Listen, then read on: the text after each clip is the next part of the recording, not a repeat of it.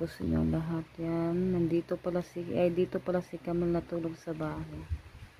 Sabi niya, tita, dito ako matulog. Ayan, maaga siyang natulog mga kaibigan. Si Ate Rosalita, nanonood pa sila ng TV. Si Ate Renalyn, nakatulog na siya. Ate, alam mo, yung katabi niya si Ate Rosalita at saka si Ate Renalyn. Si Ate Janet na doon sa niya, kwarto, natutulog.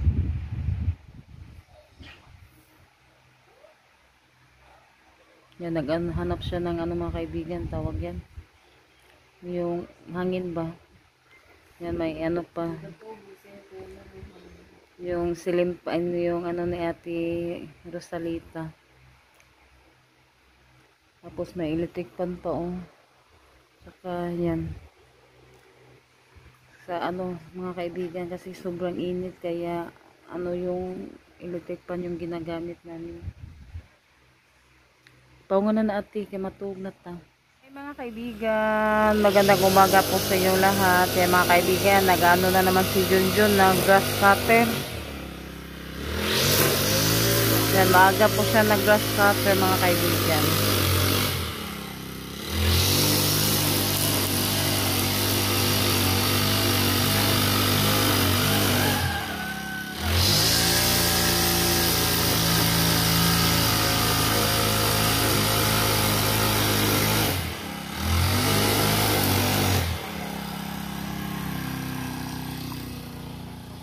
Dito siya sa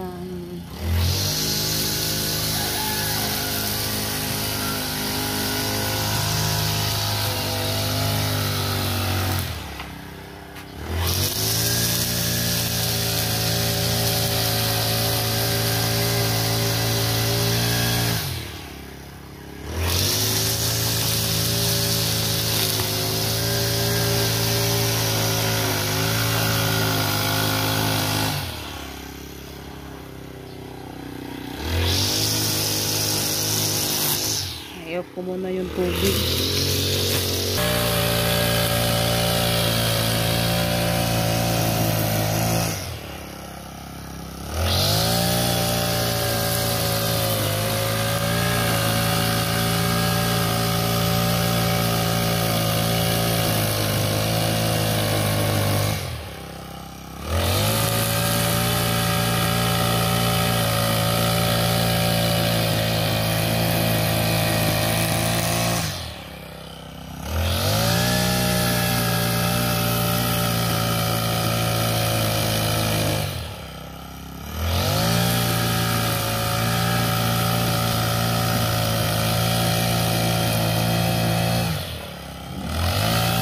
Pagkatapos niya, mag-ano ko ako dito mga kaibigan, magwawalis.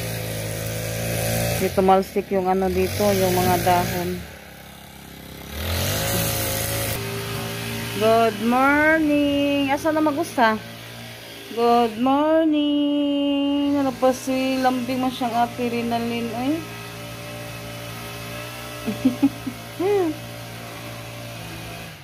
Nag-grass cutter na din ni Junjun yung dito mga kaibigan. Kasi na yung mga damo mahahaba na din.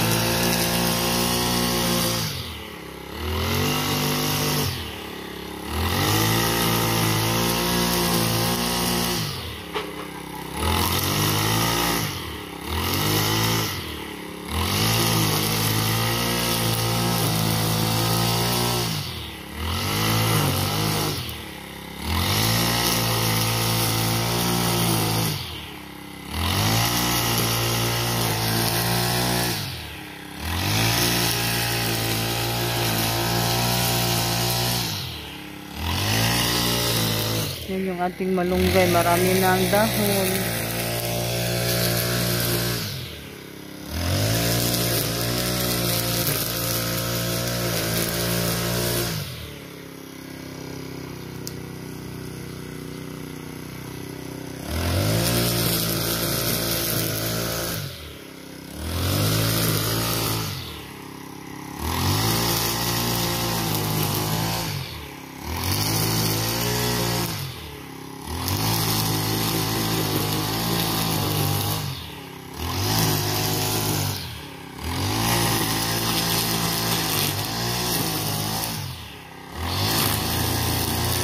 Yan, dito tayo sa ano, mga kaibigan, tangkal.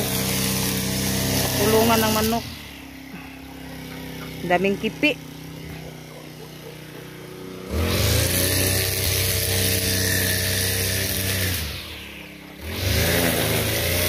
Yan, yung isang ano pala dyan mga kaibigan, tinanggal ni Junjun yung kulungan sa mga manok.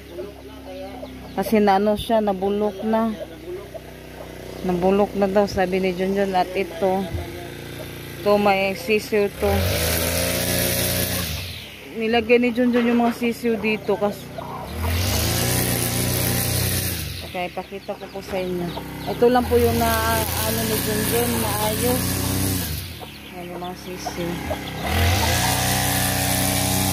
Pagkakatin tayo dito. Kasi yung isa din doon sa malapit sa yung mga kaibigan, nasira na din. Kailangan din siya i-ano din na ayusin. Ito naman sa kabila. Yung ginawaan ni Junjun ng kainan. Baka mag-ano, manglapok to. Balik sirado na natin.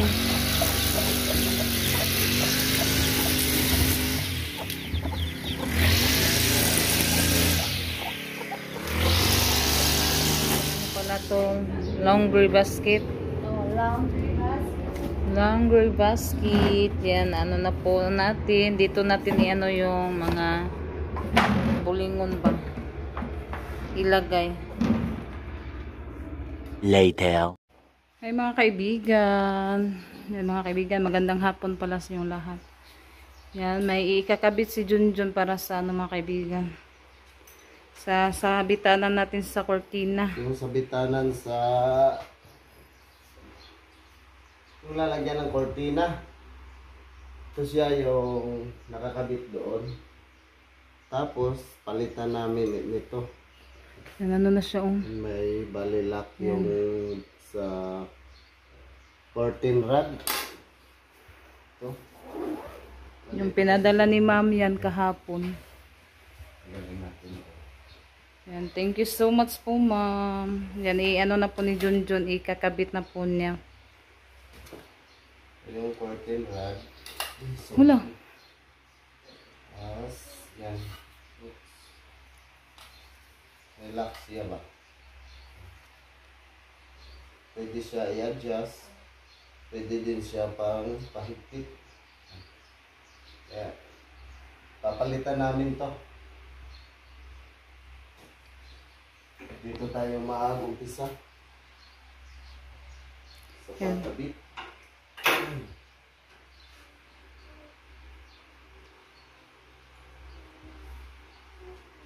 Okay.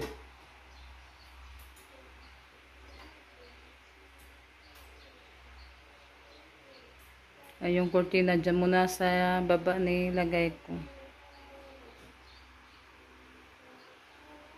Yan, papalitan ko din yun ng anong cortina, yung manipis. Kasi ano, para papasok yung hangin kasi yan, makapal kasi na cortina. Para sa ano lang yan, tig lamig na panahon. Ngayon, ting init, yung manipis na cortina yung i-ano natin, ikakabit. Layo no? Ha? Malayo ra? Medyo mas ano siya. Bababa. Ay, usara dayang kuan.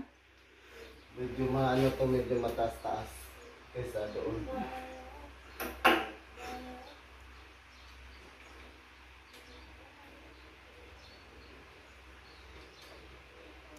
Yan, sa kwarto din nila ni Ate Janet at Renalyn, ano, hindi namin. Hindi na lang tayo magbutas ng iba pang butas. Yung butas na dati, yun lang din, doon lang din natin ibalik yung ikakabit natin. Yung bali tatanggalin natin, tapos papalitan lang nito. O, para hindi siya pangitignan mga kaibigan, ano na, daming Para butas. hindi siya mabutas-butas. Oo, madami ng butas yung ating ano. Kaya yan lang, ganyan lang siya.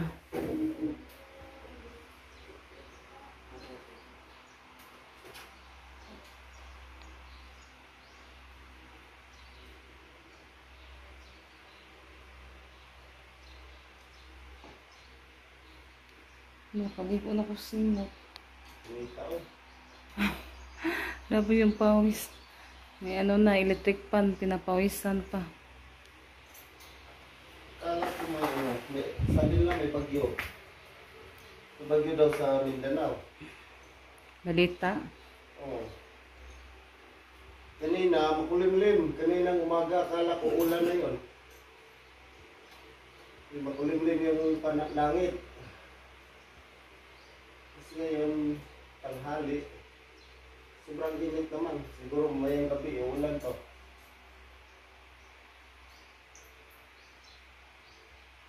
Magkuha sa kuskortina dyan. Itong nipis ay. Laglag yung screw sa kabila. Nakuha na ba di siya no? Natay ano? Yun naka ano siya mga kaibigan gika ah? May kawalang na. Kalawang. Ay kalawang. Kinalawang. Kinalawang pala. May Ito, ganda siya. kasi makapal. Tas parang stainless or aluminum ba yata? Ito ano na din to, matagal na to mga kaibigan. Kauban sa kortina na binigay ni Ma'am Nora. Yan, thank you din po kay Ma'am Nora sa ano natin, sa bitanan sa kortina at saka yung kortina. Yun, yung naikabit natin. Yung makapal at saka yung kulay gray at saka puti ba yun? Marami si Ma'am Nora na napadalang kortina dati. Ayan, thank you so much po talaga sa lahat mga kaibigan. Magkuha muna ako ng kortina para papalitan natin ng manipis na kortina. Kaibigan, yan ibang design din yan. Ito mga kaibigan, iba din yung design nito. Ayan siya. Ganun yan doon. Tapos dito yung curtain rod. Pasok siya. Tapos nakabit ko na yung bali 4. Dalawa dyan, dalawa din doon. Naikabit na ni Junjun. Nalipat na naman ako dito. Papalitan niya na iba ng kortina. Habang Naghanap ako sa kortina. Ito naman sa kwarto ni Ate Janet.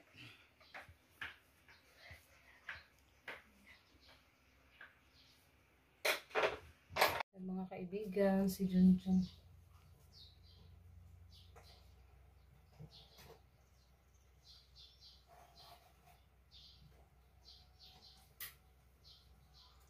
Maghanap tayo sa kortina.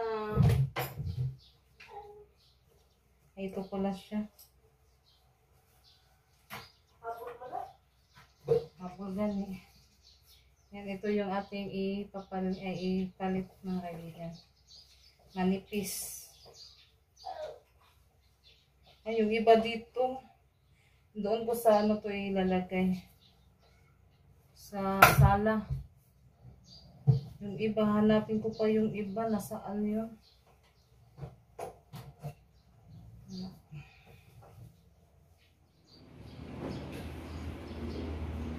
Okay.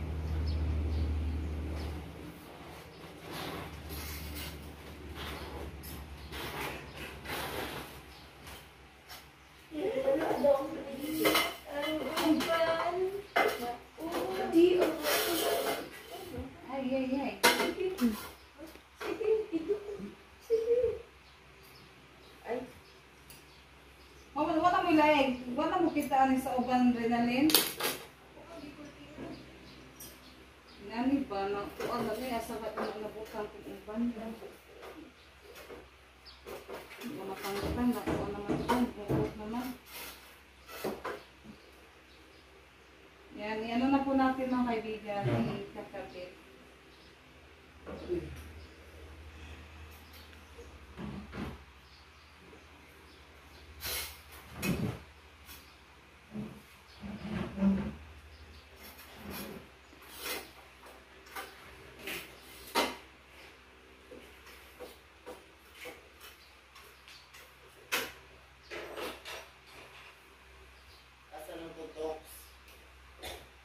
Na.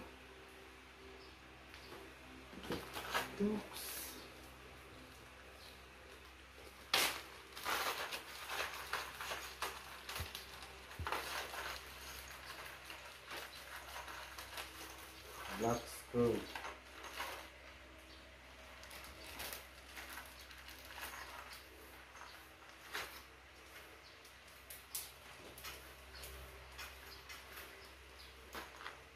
Asa mo tumoy anak?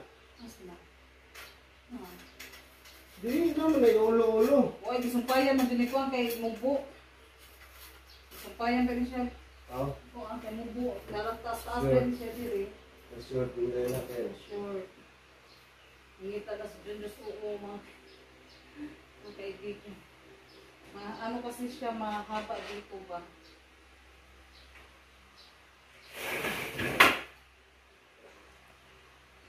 Yan, naikabit na po natin yung dito banda. Ay!